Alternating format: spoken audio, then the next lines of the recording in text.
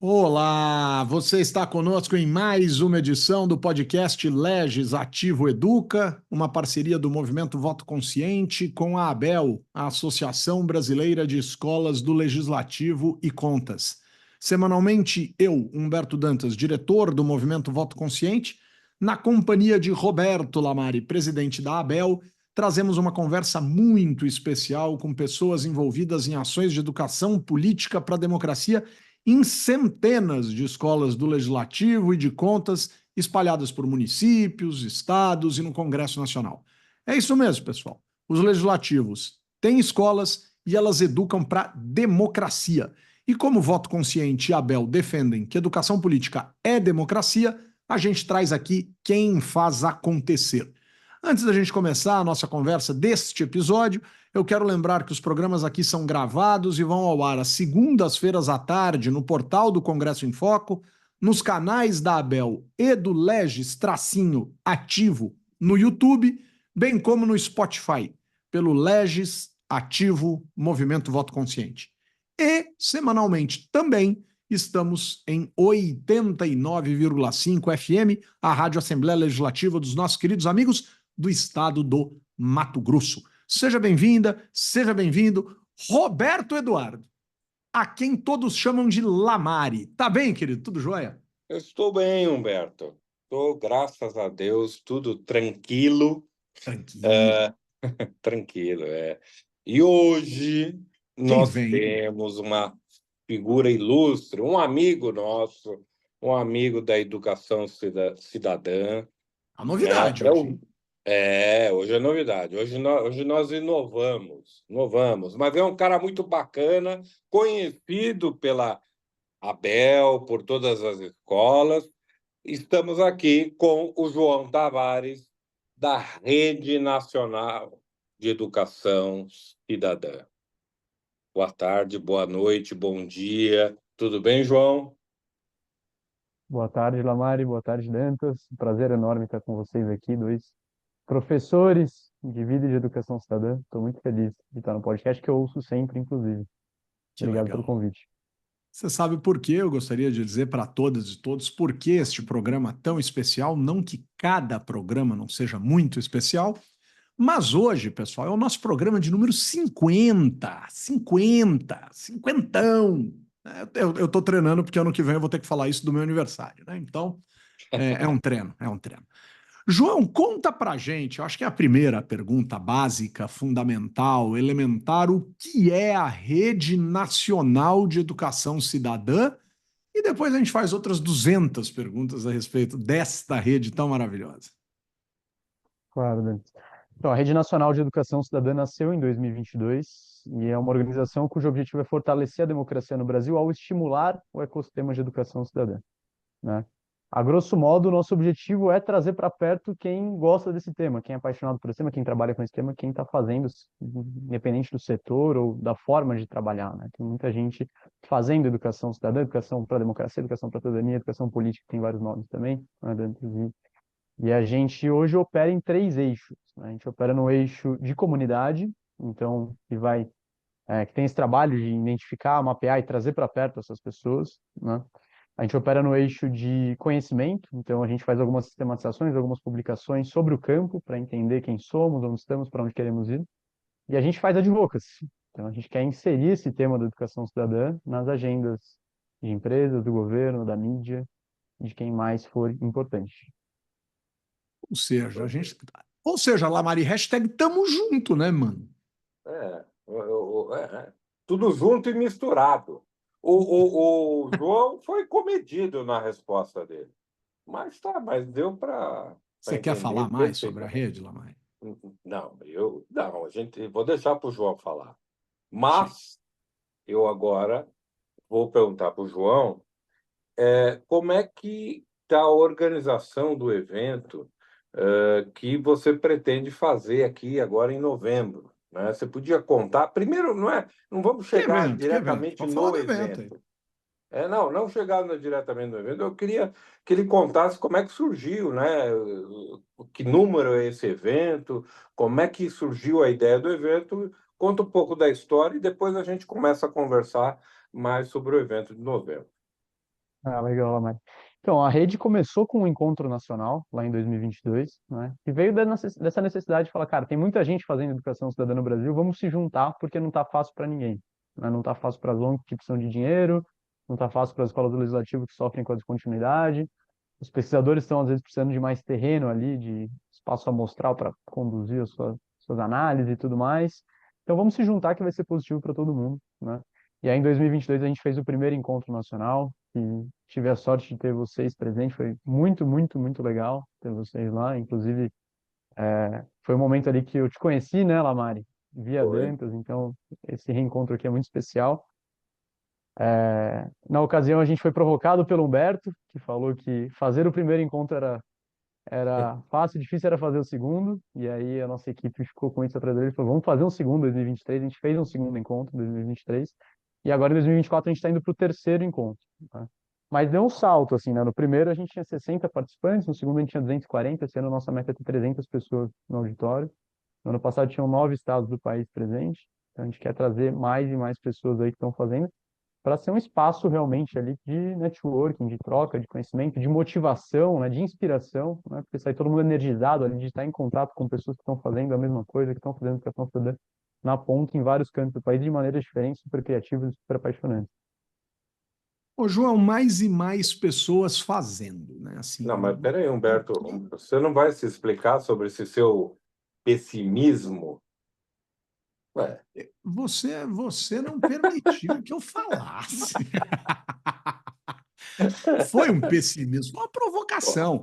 Eu Tá. comecei assim, eles me botaram na mesa no primeiro encontro e eu falei assim, muito legal vocês fazerem isso, quero ver fazer de novo. Na Jogou verdade, água não no era o chope. pessimismo, era a vontade de ver isso se tornar perene. No segundo, eu falei, bom, galera, acho que vocês cumpriram, quando nós batermos a meta, nós Vamos dobramos a dobrar meta. uma da meta. Aí agora eu nem vou ter voz nesse terceiro, porque os caras vão falar, bom, o que, que o cara vai inventar? Que três é fácil e quatro é que é difícil, o cara vai começar a inventar moda. Mas, mas João, quando você fala das pessoas que fazem, o que elas fazem e quem pode participar desse encontro? Quer dizer, é um encontro aberto, ou é um encontro para professores, ou é de gente do terceiro setor, ou é de empresa, ou é do primeiro setor, enfim, quem faz a rede? Quem você entendeu a pergunta. Não, Bertão, essa sua provocação em relação aos encontros nacionais foi fundamental, até porque você foi fundamental para que a gente criasse a rede, né? E poder aproximar as pessoas e indicar. Tem muita gente ali que veio via você e você foi um apoiador fundamental para a gente conseguir tirar esse evento do papel. Sobre o ecossistema de educação cidadã, como a gente chama, tem sido uma jornada bacana de descobrir quem está fazendo educação cidadã, educação para cidadania no Brasil. Então, existem redes, né, que, de certa forma, se sobrepõem e operam, às vezes, no mesmo lugar, mas que não têm muito contato. Então, tem uma rede maravilhosa que é a rede da BEL. As escolas do Legislativo estão aí, né, espalhadas pelo Brasil, nas câmaras, nas assembleias, fazendo educação cidadã. A gente tem uma outra rede, por exemplo, que é a rede do TSE, né? A gente tem os TREs espalhados em todos os países, os cartórios eleitorais, que fazem também educação cidadã. A gente tem a CGU, que tem programas de educação cidadã. A gente tem programas dos tribunais de justiça, via Associação dos Magistrados Brasileiros, que tem programas de educação cidadã, né? E tem, assim, infinidade de instituições públicas que tem ali um braço de algum servidor que em algum momento falou, cara, é importante eu também trazer a sociedade para perto e conversar com a sociedade sobre direitos, deveres, o que é democracia e tudo mais, né? Em Sergipe, por exemplo, a gente tem até a Polícia Federal fazendo educação cidadã na sala de aula, falando ali, obviamente de uma forma suprapartidária, mas falando de violência doméstica, combate à violência doméstica, Lei Maria da Penha e tudo mais, né? Então a gente tem esse ecossistema que é muito rico. A gente tem o terceiro setor, as ONGs, são um laboratório muito interessante de metodologias e práticas. Então, a Politize, por exemplo, é uma conhecida da grande maioria das pessoas que fazem educação política, educação cidadã no Brasil, mas a gente tem outras ONGs que formam professores como o Vive, Instituto Auschwitz e uma série de organizações. E aí o Encontro Nacional é o momento em que todo mundo, né, vai vir, né, a gente faz em São Paulo, vai ser no dia 8 de novembro desse ano, o pessoal da Bel está super convidado para estar com a gente, vai ser um prazer, né? Caramba. Esse ano a gente vai debater a educação cidadã na era da emergência climática, um pouco olhando para o nosso ecossistema e percebendo que se fala menos de clima, se fala menos de educação ambiental e climática com esse viés de democracia, a importância da política para se combater as Que mudanças legal. climáticas, né? Legal. Mas a parte de... E também, né, da gente trazer essa discussão e tentar trazer parceiros que já fazem educação climática que possam colaborar, por exemplo, com as escolas do Legislativo que queiram abordar esse tema das mais variadas formas, inclusive na formação interna depois para os servidores, né? E tudo mais, porque a adaptação climática, a resiliência climática, a litigância climática são temas que estão surgindo, né, no debate brasileiro, e os servidores públicos, as lideranças do setor público precisam estar preparadas para lidar com essas questões. Então, o encontro é aberto, gratuito, e a gente, inclusive, manda carta convite para quem da Abel precisar ali de um convite, um ofício, para estar com a gente, porque é muito importante a participação das escolas do Legislativo, que são uma peça fundamental desse nosso ecossistema, fundamental mesmo. Nós vamos convidar todas as escolas para estar presente nesse evento, que é um evento importante. Você sabe que você falou da questão climática, eu só vou fazer aqui um parênteses. Eu tenho a impressão, a urgência desse tema é muito evidente, muito claro, mas ele parece que ainda não pegou na pauta política, né? A gente vê na televisão, a gente vê o que está acontecendo, mas não vê uma seriedade na discussão desse tema. Então, eu acho que é uma obrigação nossa levar esse tema, tanto nas escolas como vocês na rede, enfim, a gente precisa pautar esse tema muito seriamente. Mas, João, você falou aqui, falou um pouco do evento, vai falar mais, mas assim, você está falando das coisas boas. Eu queria. E as dificuldades? Como é que é organizar um evento desse tamanho, que é um evento grande, onde ele vai ser? Eu queria que você falasse também. E, e contasse um pouco da dificuldade para organizar esse evento. Quais são os seus percalços aí? Mari, a gente tem uma dificuldade muito grande, assim, acho que no campo. Nós somos uma organização sem fins lucrativos do terceiro setor que depende de doações, né? E aí já começa uma diferença em relação às escolas do legislativo, né? A gente tem que correr atrás de patrocinadores, de apoiadores. Trabalhar com democracia no Brasil a partir do terceiro setor, o Humberto sabe muito bem, é um desafio enorme. Tem pouco dinheiro, infelizmente, tem menos dinheiro do que deveria para fazer isso. E quando você vai falar de educação cidadã, que é um nicho dentro dessa pauta de democracia, tem menos dinheiro ainda, né? Então, para a gente é muito desafiador conquistar os parceiros, envolver os parceiros, mostrar que é uma pauta segura, que é uma pauta suprapartidária, que não é uma agenda política, que não é uma agenda.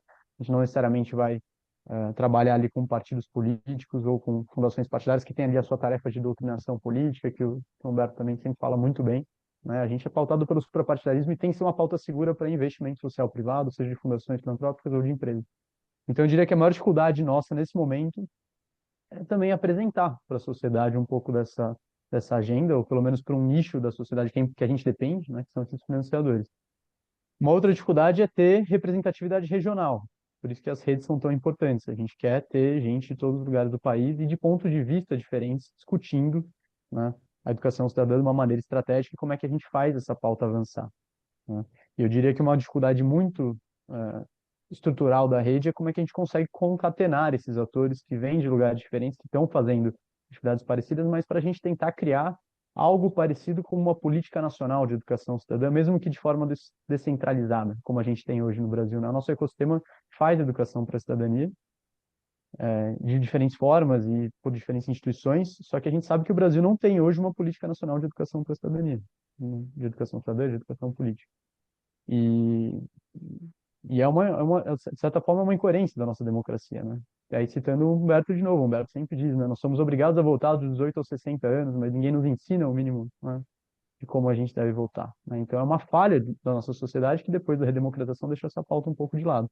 Agora, conduzir essas discussões e tentar formular uma visão nacional, uma visão de Estado para esse tema é um desafio muito grande. E é um desafio que tem que ser feito coletivamente, né? A rede não tem a pretensão de fazer isso sozinho, mas tem a pretensão de fazer ouvindo essa multiplicidade de atores que abordam esse tema no país. Então, João, eu fico te ouvindo, cara, eu fico com uma sensação de um desafio de Estado que não é cumprido, né? Quer dizer, vamos fazer um resgate muito rápido aqui. É função constitucional do Estado brasileiro formar para o exercício da cidadania.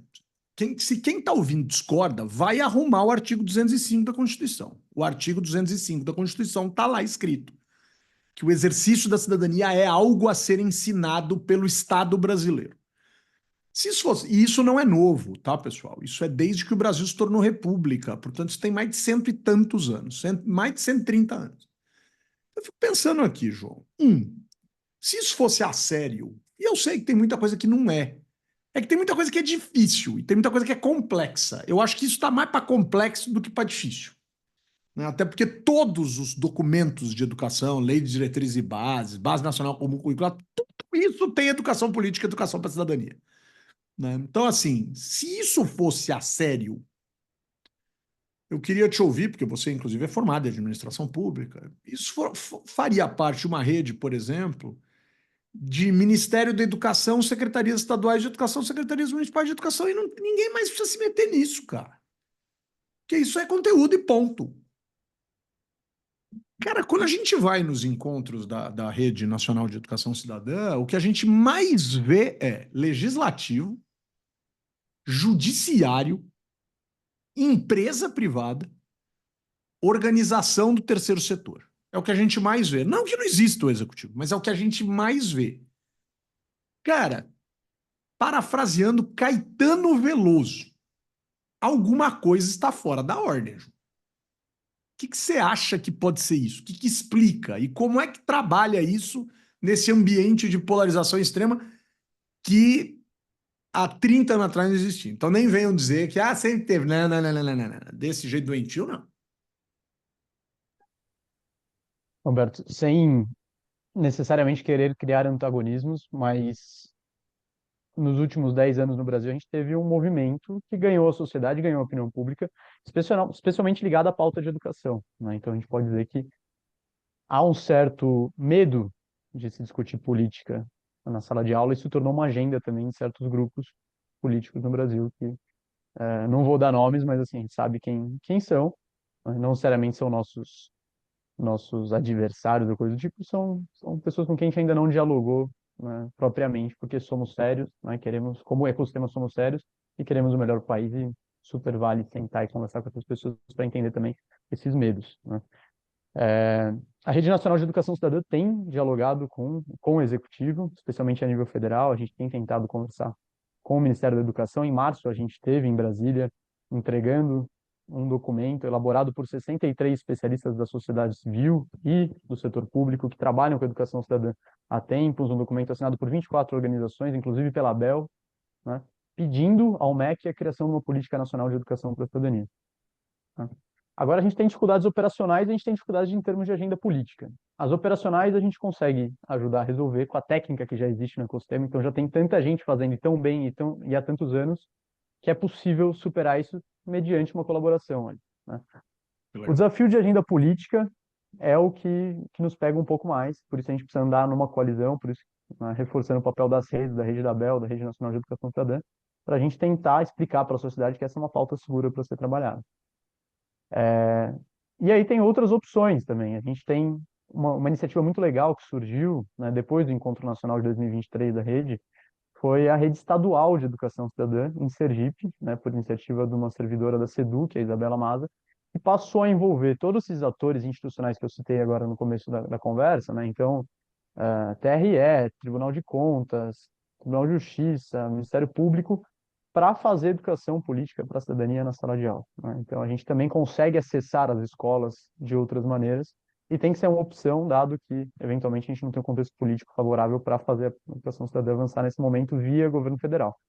Uma outra discussão, Dantas, que eu entendo que você colocou aí, está embutida na sua pergunta, é que modelo de governança essa política nacional de educação para a cidadania deveria ter, né?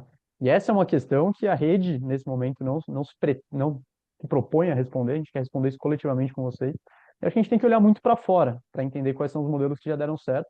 Um país no qual a gente se inspira, obviamente, né? Completamente, o contexto ali é muito diferente, mas a Alemanha, por exemplo, desde 1952 tem uma agência federal para a educação cívica, que tem esse papel de conversar com os estados, que tem o papel de conversar, de produzir materiais didáticos, definir o que é educação cívica para eles, o que não é educação cívica, de avaliar, enfim, de fazer todo esse trabalho de base, mas obviamente existe uma governança ali naquela agência que permite que seja uma política de Estado, porque essa é a nossa grande preocupação, né? A gente não quer Gol da que Alemanha. uma política gol da 8-1. A gente não quer que uma Oito política anos. dessa vire, né, esteja à mercê ali de interesses de governo, que é realmente uma coisa que nos prejudicaria muito mais uma vez, dado o histórico do regime militar, que a gente já sabe qual foi, né, com a educação moral e cívica e tudo mais. Só fazer um adendo aqui, que a gente toda hora está falando aqui, educação cívica, educação cidadã, educação para a cidadania, mas fazer a zona aqui em nome do Rio do Cosson, que fala letramento político, né? Eu gosto do letramento É político. um bom debate, tem um bom debate. É um bom debate, é bom debate. Ô, João, você não falou aqui se as inscrições estão abertas, onde estão abertas, como fazer isso para o evento que é importante a gente falar aqui para a galera. Lógico, nós vamos divulgar, mas vamos aproveitar aqui o podcast. Claro, as inscrições estão abertas, Lamari. O evento vai ser no dia 8 de novembro, relembrando. É só jogar no Google, Encontro Nacional de Educação Cidadã 2024, vai cair ali no link de inscrição do Simpla, inscrições gratuitas. E quem precisar de um convite, Escola do Legislativo que precisar de um convite, encontronacional@rednec.org, só escrever para a gente que a gente manda esse convite para vocês estarem com a gente. Muito Legal. legal, Então, muito jogar lá legal. no Google, Rede Nacional de Educação, o encontro. Joga O, encontro en- o- da Rede Nacional vai aparecer. Legal. vai aparecer, vai aparecer. Muito bom. Muito legal, muito legal. Só deixa eu completar com uma questão mais relacionada às estratégias, enfim, e não estou fazendo qualquer crítica ao trabalho da rede, muito pelo contrário, mas estou fazendo sim uma crítica ao Congresso Nacional. Vocês, senhores deputadas, deputados, senadores, senadoras, adoram inventar moda. Adoram fazer discurso do tipo, não tem nada, nunca ninguém fez, e aí você vem e inventa uma coisa. Então, assim, são dezenas de projetos de lei, desde 1988 até hoje, dezenas de projetos de lei que tramitam ou tramitaram no Congresso Nacional dizendo que precisa ter algum tipo de educação política nas escolas. Educação por Constituição, política, cidadã, é tudo a mesma coisa. Então, vou dar uma dica para os senhores parlamentares. Ao invés de ficar criando projeto de lei para se fazer e para fazer média, exerçam uma outra função do legislativo, que é a função fiscalizadora. Catem a Constituição, leiam o artigo 205, peguem a LDB, localizem as questões de educação política para a cidadania, peguem, né, as bases nacionais, a Base Nacional Comum Curricular, peguem o novo ensino médio e exijam do Poder Executivo, nos três níveis da federação, municípios, estados e União, que façam. Ao invés de querer fazer média. Ah, o meu projeto de lei é diferente. Não é diferente. É a mesma coisa. É a mesma Opa! coisa de tantos Opa! outros. Né? João, e aí, cara? Como é que a gente aperta também um pouquinho o executivo, assim, sabe, cara? Tipo, ô, galera, vamos fazer. E se você viu ao longo dos últimos anos alguns bons projetos, a gente já trouxe gente aqui que contou que fez coisas muito legais com os executivos das Sim. cidades, via legislativo, via escola do parlamento. Mas você tem visto coisas legais, João? Ó, desculpa, só dar um número. De 88 a 2017, 65 proposições legislativas falando disso. Senhores deputados, vocês não estão inovando em nada. É mais do mesmo. João, desculpa. Alberto, como você falou antes, a gente já tem na arquitetura jurídica brasileira ligada à educação os dispositivos legais que permitem com que a educação cidadã seja trabalhada na sala de aula. Ainda assim, um projeto que venha a reforçar isso é muito positivo, né? Agora, tem que ver como isso é feito. Por exemplo, agora a gente tem um projeto que avançou muito, acho que muito por conta do contexto político dos últimos anos e do que aconteceu recentemente também lá em Brasília, no começo do governo, né, no evento lá de 8 de janeiro, enfim. A gente teve ali um gás político em que foi aprovado na Câmara e tramitou em todas as comissões do Senado um projeto de lei que chegou na mão do presidente do Senado para se criar uma disciplina de educação política para a cidadania no Brasil, né? Muita gente pergunta, né? Isso é positivo? Ah, é positivo. Mostra que a agenda está, né, que o Congresso Nacional está olhando para essa agenda, que essa agenda é uma agenda importante. Mas criar uma disciplina, como a gente sabe, é uma competência exclusiva do Conselho Nacional de Educação e não do Congresso Nacional. Porque a partir do momento que o Congresso Nacional começa a criar disciplina, desorganiza completamente o trabalho do Ministério da Educação. Então a gente também, como pessoas que gostamos de falar de como funciona o Estado brasileiro e tal, a gente também tem que respeitar, né, esse funcionamento. Acho que tem desafios, Humberto, muito grandes, assim, quando a gente está em contato com os professores nas escolas públicas dos interiores do Brasil e vendo o que está acontecendo, tem muita gente querendo fazer na sala de aula educação política, educação para a cidadania, letramento político, né? Só que não tem material didático, não tem recurso, não tem necessariamente o apoio necessário. Então, uma discussão que a rede tem que travar é como é que a gente apoia esses professores na ponta, independente da lei, porque aproximar o Brasil real e o Brasil legal é um desafio muito grande. Fantástico. Lamari, Lamari, Lamari, Eu Lamari. eu ia perguntar: temos tempo? Resposta, não. É, então vamos lá. Roberto Lamari, aquele abraço dessa semana, Lamari. Eu vou mandar um abraço para a mãe postiça do João, para Ah, Madu boa. Macedo. Ela adotou o João. E o João adotou a Madu, né, como mãe, e a coleção em miúdos ele adotou. Então, um grande abraço para a Madu, obrigado por tudo, obrigado por você ser essa parceira e nos ajudar. E logo mais a Abel está anunciando novos cadernos que devem surgir aí. No abraçômetro, o Madu acaba de empatar com o Florian Mader. Ju, tem um abraçômetro aqui, João. João, seu abraço, João. Pô, o Lamari roubou meu abraço, dentro. Eu ia mandar pra Madu, Abraça que é também, faz um maravilhosa, que é uma tribraço, Olha, joia. não tem aquelas A coisas? Madu. Não, a Madu, eu vou reforçar então aqui o abraço para a Madu, porque eu tenho essa obrigação. A Madu é uma pessoa maravilhosa que nos apoia também, assim como vocês, desde o começo da rede, e que dá uma força enorme para superar todos os desafios que têm surgido, né, nesse empreendedorismo cívico que temos feito. A gente tentar criar uma organização com ambições tão grandes. Então, Madu, um abraço, obrigado por tudo. Olha, pessoal, em nome das 50 pessoas que foram entrevistadas aqui, foram mais de 50 porque teve programa que 2 pessoas entraram representando uma dada escola, por exemplo, mas essa edição tão especial de número 50 do nosso programa, eu quero abraçar simbolicamente e todos aquelas que passaram aqui com a gente. Pessoal, aí me cabe dizer, com o bom, apoio da Abel e do Movimento Voto Consciente, trabalhos técnicos da nossa querida Aline Floriano, colocamos ponto final em mais uma edição do podcast Legislativo Educa, que traz questões essenciais da educação política a partir das ações fundamentais de escolas do parlamento e contas espalhadas por todo o Brasil e, por que não, também de redes como a Rede Nacional de Educação Cidadã. Beijo, Lamar. Até a próxima, querido. beijo, tchau, me liga. Obrigado, João. Valeu, obrigado mesmo. Um beijo para você, um abraço e volto sempre aqui. Obrigado a vocês, um prazer estar aqui com vocês. Olha, eu vou fechar esse programa. Um dia eu Ah, vou tá. relatar o que foi almoçar com esses dois 207 esfirras.